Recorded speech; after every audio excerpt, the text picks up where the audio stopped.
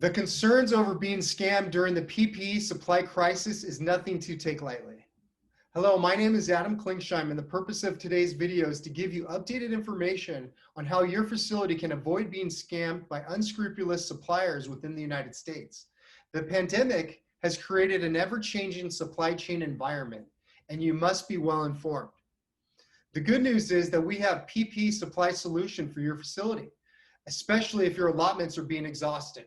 SmartSource is a sourcing company that has been in business for over 20 years with over 400 hospital clients. SmartSource is connected to well over 4,000 production facilities. Today, I'd like to introduce you to Mark Hinson, one of the PPE supply specialists at SmartSource. With over 30 years of professional experience, we are going to be asking Mark for his recommendations on protecting your facility from scamming nightmares. Let me introduce you to Mark. Hey, Mark, are you there? I'm here, Adam. Go ahead. Okay, I got about 4 questions for you, Mark. I'm going to start with the first one. It's what are the current marketing conditions for PPE that allow for the scams to occur? Well, it's funny, kind of the procurement area of the world started consolidating into single vendors. So a lot of the revenue increase that they were able to get from that came from taking all their market spend and putting it into one factory, whether it's in China, Vietnam, Korea. And so companies like Medline and Cardinal Health focused in on one factory for different lines of products, one or two factories. When COVID hit and the impact of COVID, it shut down some of those factories, whether the government took them over or they were just hit with really bad cases of COVID. They were kind of stuck with only a couple of factories they could get their product from. So in order to kind of keep supplying their customers, they put them on an allocation and minimize the amount of product they could get. Well, if you have hospitals out there or dentist's office that are suddenly go from using 10,000 gowns or masks a month to where they're on allocation for 1,000, you then have a scramble from procurement department people who really hadn't been sourcing globally to try and find those products. So when you're in that kind of an emergency situation where lives are on the line, you have to reach out to people you wouldn't traditionally reach out to.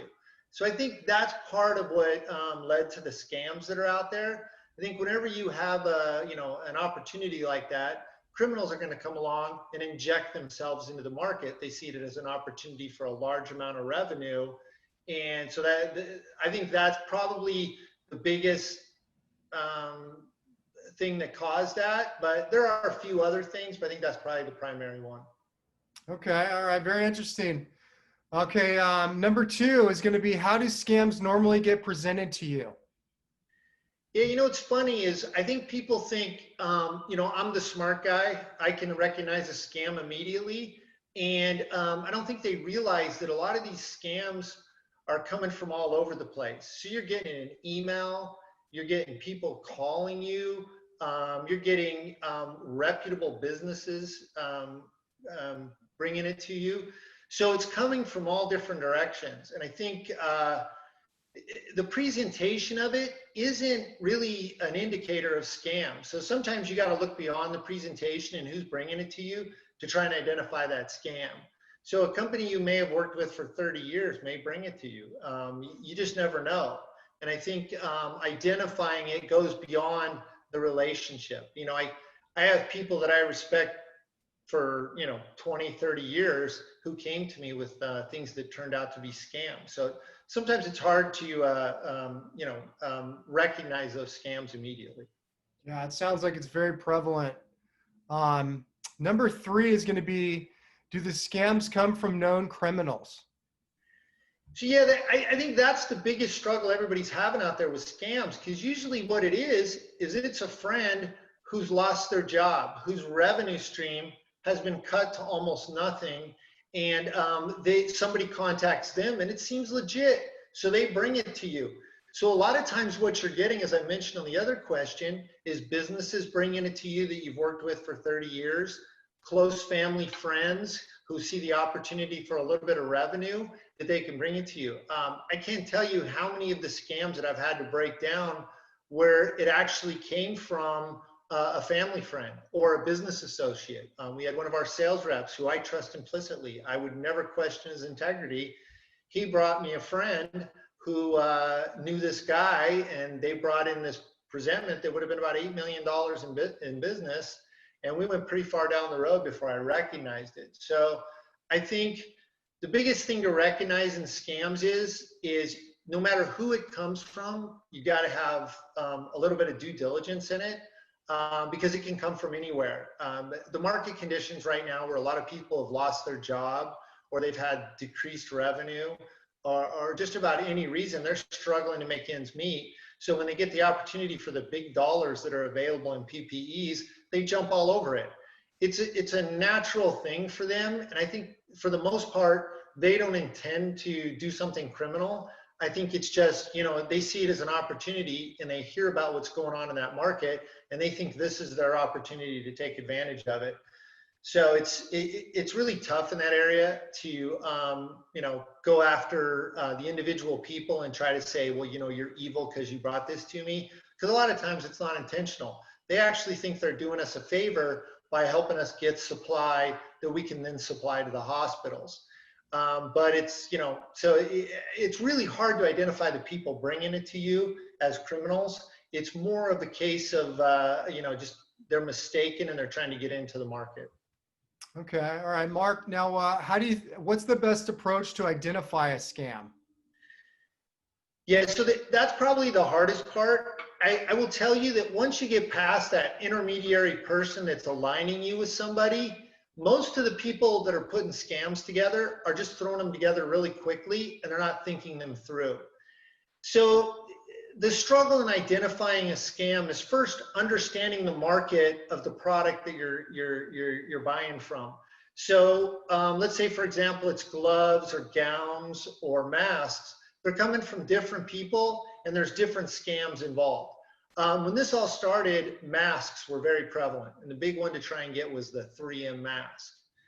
And the first, I think, big one that we identified was somebody that came to me and said that they had 3M. I think there were 1860s available, and we could buy them. And he had all this documentation he wanted me to fill out: letter of credit, letter of intent. And then the final thing was the minimum that they wanted us to buy a month. So after listening to his spiel, I recognized that the minimum per month was, at that time, the total global production for 3M masks. So just getting knowledge of the area that you're buying into is probably the easiest way to identify a scam. In that case, 3M, I knew exactly how many they produced a month. And I told the guy on the phone pretty plainly, I'm like, I find it hard to believe that 3M has dedicated an entire month's production to you. So what makes you think that I should believe that they would do that for him? Well, the guy hung up the phone. So as you go through it, you find out, other scams along the way. It's very similar to that. In the example of gowns, people will tell me that they're coming out of a country that I know that's just not a country that produces those kind of numbers. Usually a scammer will make several mistakes in the call with them. So the longer you keep them on the phone and discuss the matter with them, the better chance you've got of identifying what the scam is. We're currently right now buying gloves. Well, the hardest thing in gloves is there's multiple countries it's coming from. There's hundreds of people that'll tell you, they'll give you the same deal, but most of them aren't vetting the supplier they're getting it from. So what we do, we found the best way to vet our suppliers now is to ask the person we're buying them from, where's your production? Who's doing your production? And then we find out if that company actually has that kind of production with the factory. So on several occasions, we've had people come in and tell us that they've got the gloves on the ground here, but when we call the production facility, they say they never bought from us. So we know they're not legitimate. They're either scamming us and they're trying to get us to transfer the money, or B, they're going to sell us reboxed gloves that they got from somebody else. So I think the most diligent thing you can do when you're looking at scams in the PPE market is understand the market. Look into the various pieces that you're going to buy.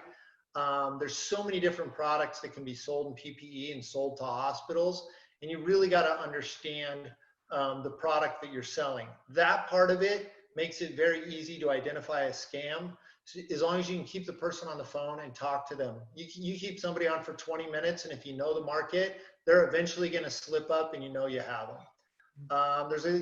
I think probably the easiest thing for somebody out there to do to identify a scam is just go back to the factory.